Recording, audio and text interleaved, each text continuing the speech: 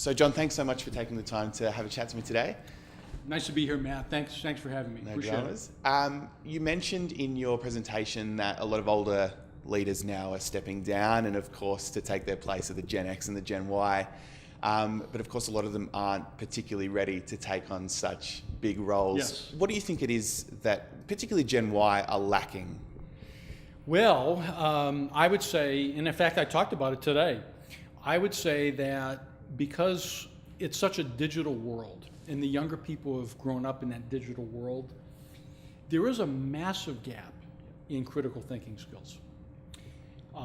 The ability to decipher and recognize in a business discussion assumptions behind arguments and positions, right? Yeah. Is a skill. I mean, that is a really important skill to have. Sure. If you're going to be successful, whether it's an entrepreneurial company nowadays, right? Yeah. Maybe it's a startup, you got to have critical thinking skills, the ability to evaluate options and draw relevant conclusions.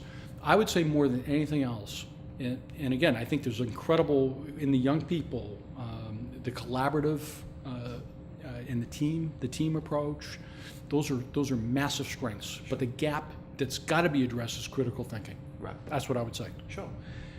One thing I find really interesting in business now is some companies are actually vying for they're ditching the corporate structure altogether. Yes. In favor of just a flat Yep. hierarchy. What kind of effect do you think that has on both culture and leadership? Well, there have been attempts. In fact, Zappos, which has done very, very well with their engagement scores and have created a real strong, what I call happy culture. Yep. They've had some issues with the structure part of it. I think we need some structure. All the experiments where companies have actually ditched that, they get by for a while and then they find out that it creates a lot of confusion. So I'm not sure, I do see a flattening. I think that makes sense, definitely. Okay. Even in the big companies, I think that definitely makes a lot of sense. But to get rid of a basic structure, because when you think about a senior team coming to the employees and creating a compelling future, right? Yeah. To get me excited, what is this compelling future? It includes a lot of things. It's not only the vision, but it's the strategy, but it also includes the structure. Yeah. So there's got to be an element. Same thing in a family. You got to have some structure. Sure. In order to generate the results that you need. That's what I would say. Okay, great. And going back to that happy culture you mentioned just now, a lot of people think that a great culture, let's use Google for an example, is a slippery dip inside your workplace or free lunch or something like that. But it's a lot more, isn't it? I mean, those are extrinsic motivators, but it's more about the intrinsic, isn't it? Yeah. It is. When I've discovered, and in fact, I talk about it in the new book that I wrote, I discovered 5 cultures, and I talked about it quickly up there. The companies that have created a can-do culture, that's a distinct culture. Absolutely. Where people believe, not think, but belief incites action. So the key is to get people to believe. Do people truly believe that they have the skills and the competencies that are needed to move the needle for themselves and the organization?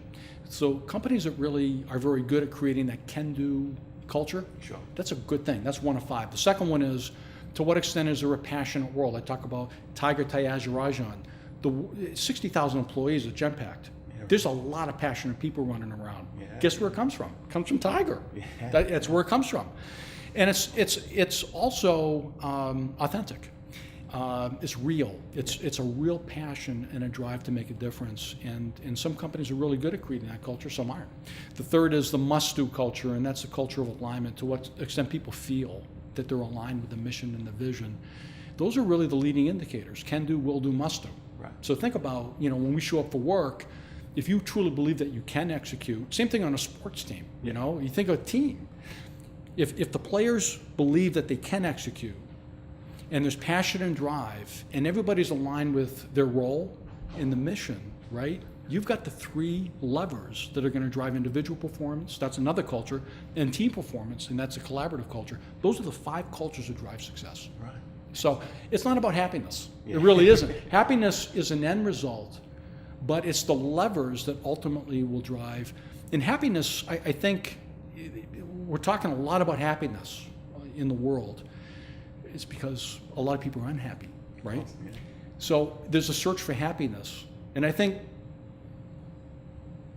honestly, there's an intermediate step. I think it's centeredness. I think we need to strive for centeredness. I think it's centeredness that drives happiness. And how do you get centered? Well, it's about, in my mind, being altruistic. Sure. It's about other people. Yeah. And I think it's about being, compassionate. I think that, if you're compassionate, you're courteous, and you're altruistic, you bring centeredness to others. That's how you get centered. You help other people get centered, and then you say, "Wow, I had something to do with that," and that drives centered. That's I think the answer to the centeredness and happiness. Big intrinsic motivator. Yeah, absolutely, definitely. And to all the aspiring young leaders out there that maybe need a little bit of a push in the right direction, what's the biggest piece of advice you could offer them? Mentors. Surround yourself. Identify people who complete you.